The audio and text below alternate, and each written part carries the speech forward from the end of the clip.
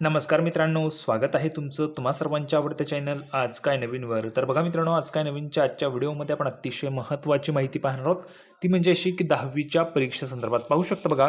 10वीचा हिंदी विषयाचा जो पेपर आहे तो तुमचा आता त्या ठिकाणी असणार आहे 4 मार्चला, बरोबर आहे. तर आता 4 मार्चला होणारा जो हिंदी विषयाचा पेपर आहे त्याच्याविषयीची महत्त्वाची माहिती आजच्या व्हिडिओमध्ये तुम्हाला सांगणार आहे.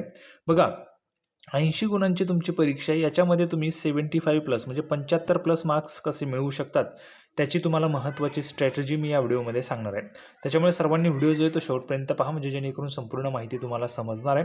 कशा पद्धतीची स्ट्रॅटेजी आहे, कशा पद्धतीने तुम्ही अभ्यास करायचा आहे किंवा कशा पद्धतीने तुम्हाला प्रश्नाची उत्तरं जी आहेत ते लिहायची आहे, ते सगळं तुम्हाला सांगणार आहे. त्याच्यामुळे सर्वांनी व्हिडिओ जो आहे तो शेवटपर्यंत पाहायचा आहे. सर्वात अगोदर सर्व विद्यार्थ्यांना विनंती आहे, सर्वांनी पटापट व्हिडिओ लाईक करून टाका आणि चॅनलला पण सर्वांनी सबस्क्राईब करून घ्या.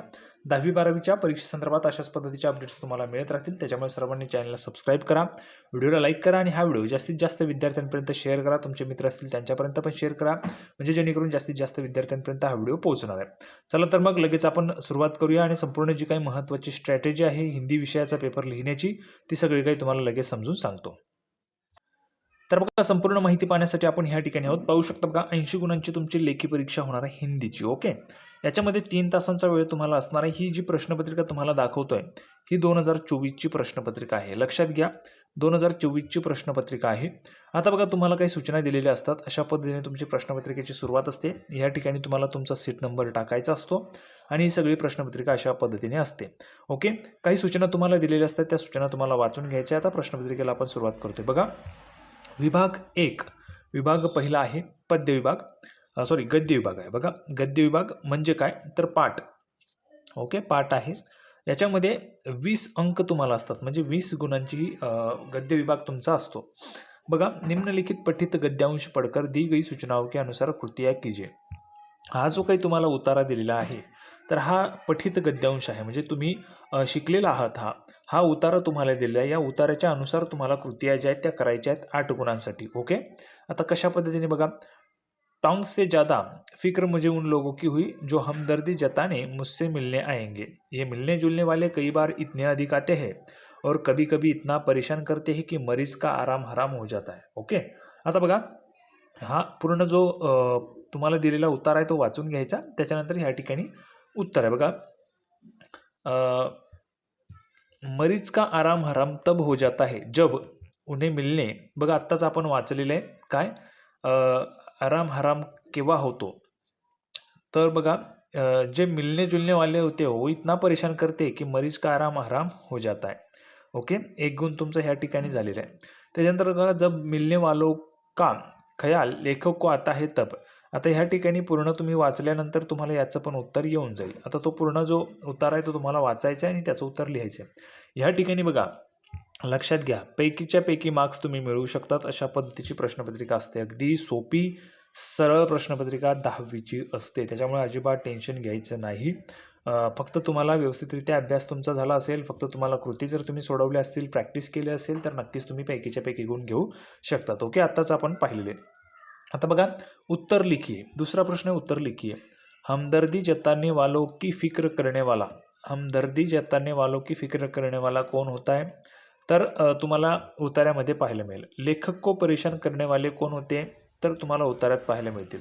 मरीज को मिलने के संबंध में यहाँ समय का बंधन पाला जाता है असेल तर ते उतार्यात तुम्हाला याचं उत्तर मिळणार आहे.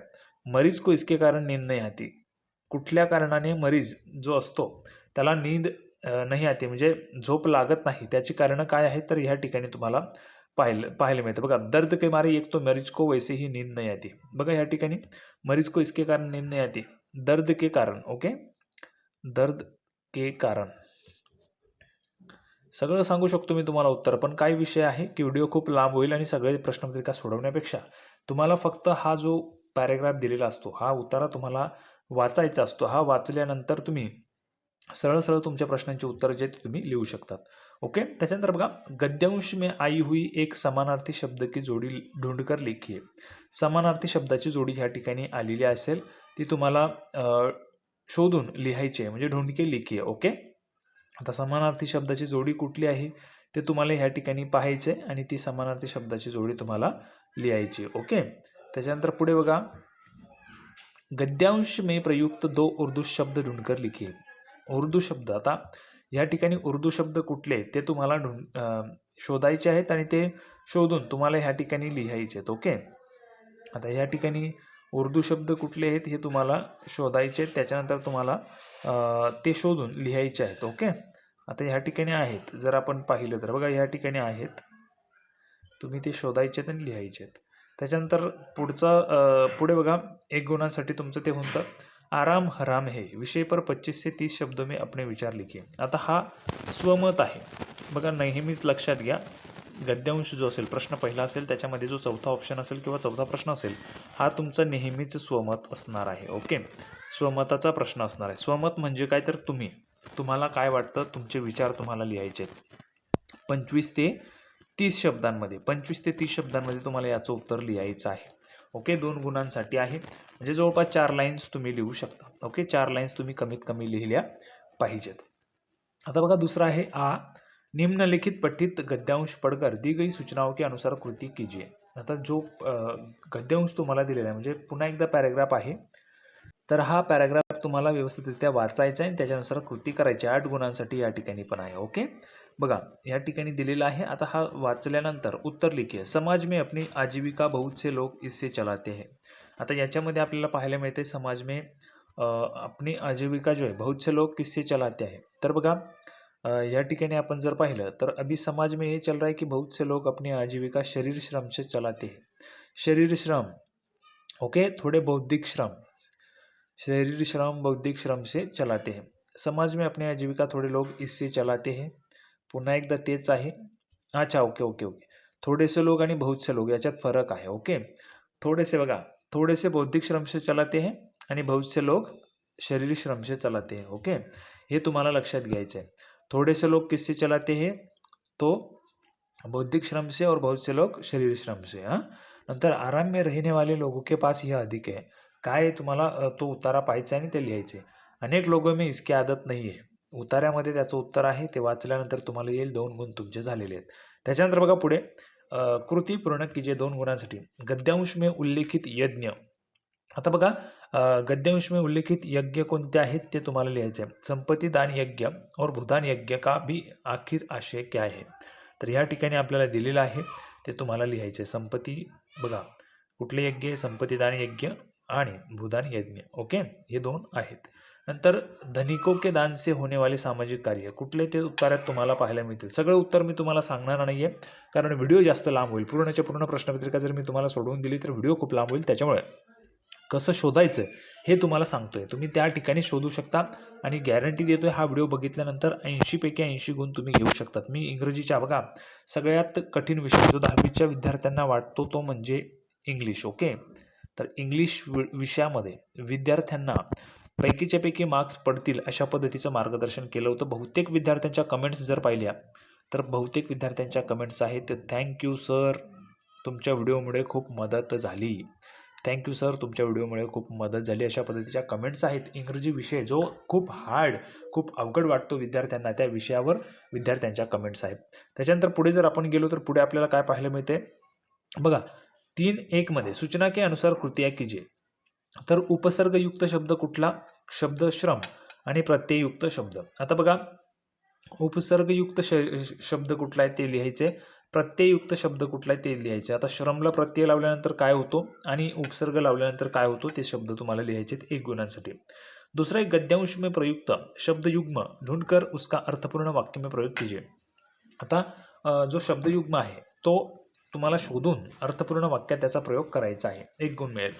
आता बघा स्वमत पुन्हा एकदा आलेले आहे. चौथा प्रश्न, करोगे दान पाओगे समाधान विषय पर 25 से 30 शब्दों में अपने विचार लिखिए. स्वतःचं स्वमत आहे, स्वमत आहे, 25 से 30 शब्दों में स्वमत लिखिए.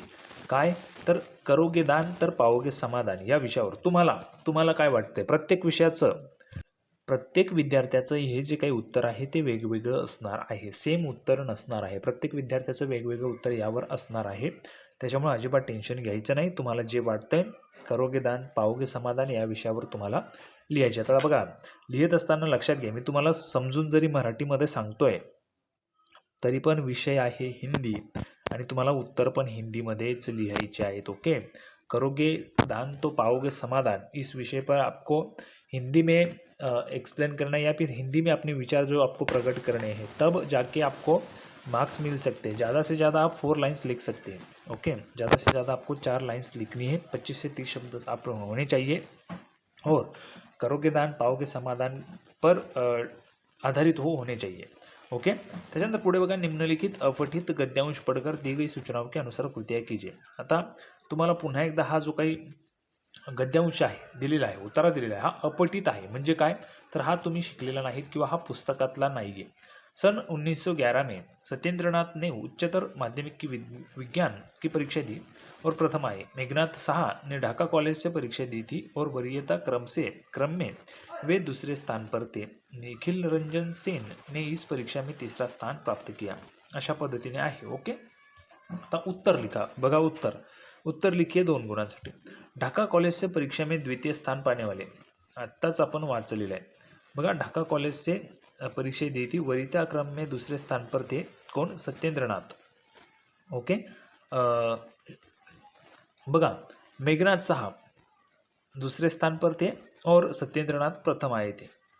सत्येंद्रनाथ जो है वो प्रथम आए थे द्वितीय स्थान पर, और तृतीय बोला है उन्होंने।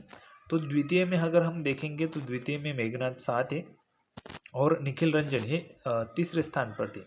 यहाँ पे निखिल रंजन आ जाएगा, यहाँ पे मेघनाथ साहा आ जाएंगे। ओके, गद्यांश में उल्लेखित सदस्य कौन से, दल कौन से, उनका आपको जो पढ़कर सही से आपको लिखना है।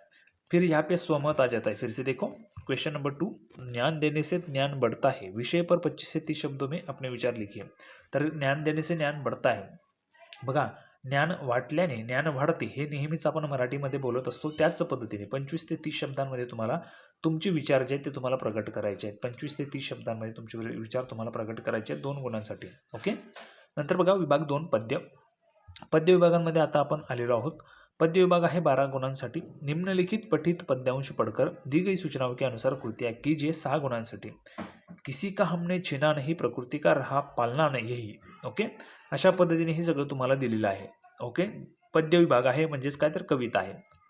आता उत्तर लिखिए, वचन में, संचय में, भुजा में, प्रतिज्ञा में। आता बघा ह्या ठिकाणी आपण जर पाहिलं, वचन में काय आहे, संचय में था दान, हमारे संचय में था दान, बघा संचय में था दान। ओके, नंतर प्रतिज्ञा में पूछा है उन्होंने, प्रतिज्ञा में रहती ठेव, टेव। नंतर वचन में, तो वचन में हमें कहाँ पे मिलेगा, देखो वचन में कौन कौन सा पूछा है उन्होंने, संचय में था दान, अतिथि थे सदा हमारे दैव, वचन में सत्य। ओके, संचय में, संचय कहाँ पे था, मुझे लगता है यहाँ पे हमने देखा था, हमारे संचय में था दान, अतिथि, फिर भुजा का क्या है वो यहाँ पे देख के आप लिख सकते हो। ओके, फिर नीचे दिए गए आपको गद्यांश से विलोम शब्द की जोड़ी पर ढूंढकर लिखिए। विलोम शब्द जो होता है उसकी जोड़ी आपको ढूंढना है और लिखने है। फिर निम्नलिखित शब्दों के वचन पहचान कर लिखिए, जैसे भारत और भुजाएं कौन सी वचन की जोड़ी है वो आपको पहचान कर लिखनी है। भारत उसकी भी जोड़ी आपको वचन पहचान कर आपको लिखना है। नंतर पुढे पाहू शकता बघा, उपयुक्त पद्यांश की अंतिम 4 पंक्तियों का सरल अर्थ 25 से 30 शब्द में लिखिए। पुन्हा एकदा तुम्हाला स्वमत आलेलं आहे, स्वमत आहे। ओके, तुम्हाला जी दिलेली कविता आहे तर या कवितेचे अंतिम 4 म्हणजे शेवटच्या ज्या 4 ओळी आहेत त्याचा सरळ अर्थ तुम्हाला 25 ते 30 शब्दांमध्ये लिहायचा आहे हिंदीमध्ये। सरळ अर्थ जो आहे तो तुम्हाला 25 ते 30 शब्दांमध्ये लिहायचा आहे। आता बघा खालील 4 ओळी, आता आपण पाहिलं, वही है रक्त, वही है देश, वही साहस है, वैसा ज्ञान, वही है शांति, वही है शक्ति, वही हम दिव्य आर्य संतान, जिए तो सदा इसी के लिए, यही अभिमान रहे ही हर्ष, निछावर कर दे हम सर्वस्व हमारा प्यारा भारतवर्ष। तर अशा पद्धतीने दिलेलं आहे, तर त्याचे तुम्हाला सरळ अर्थ तुमच्या शब्दांमध्ये तुम्हाला लिहायचा आहे। त्याच्यानंतर पुढे आहे आ, निम्नलिखित पठित पद्यांश पढ़कर दी गई सूचनाओं के अनुसार कृत्या कीजिए। पुन्हा एकदा तुम्हाला ही जी कविता आहे ती तुम्ही शिकलेला आहात, तीच कविता तुम्हाला दिलेली आहे, ही तुम्हाला वाचायचे। वाचल्यानंतर इथे तुम्हाला बघा, निम्नलिखित विधान सत्य अथवा असत्य पहचान कर लिखिए। उपर्युक्त पद्यांश में शिशिर ऋतु का वर्णन किया है। असेल तर यस सत्य और नसेल तर असत्य। श्री राम जी का मन डर रहा है, सत्य की असत्य। तुम्हाला वरून जी कविता दिलेली आहे ती वाचायची आहे, त्याच्यानंतर तुम्ही उत्तरं लिहू शकाल। पुढे बघा, निम्नलिखित शब्दों के लिए पद्यांश में प्रयुक्त शब्द ढूंढकर लिखिए। आता हे जे शब्द आहेत, जसं दुष्ट आहे, विद्वान आहे, ह्याच्यासाठी जे शब्द त्या ठिकाणी यूज केलेले आहेत, वापरलेले आहेत, ते शब्द तुम्हाला लिहायचे, शोधून तुम्हाला मार्क्स मिळून जातील। किती सोपा आहे बघा, किती सोपा आहे। दुष्ट याचा अर्थ किंवा याच्या व्यतिरिक्त याच्या प्रयुक्तमध्ये यूज केलेला जो शब्द आहे तो तुम्हाला ओळखायचा आहे आणि लिहायचा आहे। खाली बघा, निम्नलिखित शब्दों के लिंग पहचान कर लिखिए। बूंद, गिरी याचे जे लिंग आहे, पुल्लिंगी आहे, स्त्रीलिंगी आहे की ते आपण नपुसंकलिंगी आहे, ते तुम्हाला ओळखायचं आहे आणि तुम्हाला मार्क्स मिळणार आहेत। पुन्हा एकदा 3रा नंबरचा प्रश्न, उपर्युक्त पद्यांश से क्रमशः किन्हीं दो पंक्तियों का सरल अर्थ 25 से 30 शब्द में। कोणत्याही बघा, किन्हीं दो म्हणजे कोणत्याही दोन ओळी, कोणत्याही दोन ओळींचा तुम्हाला अर्थ जो आहे सरळ अर्थ 25 ते 30 शब्दांमध्ये लिहायचा आहे। तर 2 गुणांसाठी म्हणजे कमीत कमी 4 किंवा 6 ओळी तुम्ही लिहू शकाल। ओके, पुढे आहे विभाग 3 पूरक पठण। विभाग 3 मध्ये आपण आलेलो आहोत। विभाग 3 आहे पूरक पठणाचा, 8 गुणांसाठी असणार आहे। निम्नलिखित पठित गद्यांश पढ़कर दी गई सूचनाओं के अनुसार कृतियाँ कीजिए। 4 गुणांसाठी बघा, हे दिलेलं तुम्हाला तुमचा उत्तर असेल, पठित आहे म्हणजे तुमच्या पाठामधला आहे। संजय पूर्ण कीजिए। लेखक के मन को सुकून देने वाले प्राकृतिक घटक कोणते आहेत? तर हा तुम्ही वाचला तर तुम्हाला प्राकृतिक जे घटक आहेत ते तुम्हाला मिळून जातील। ओके,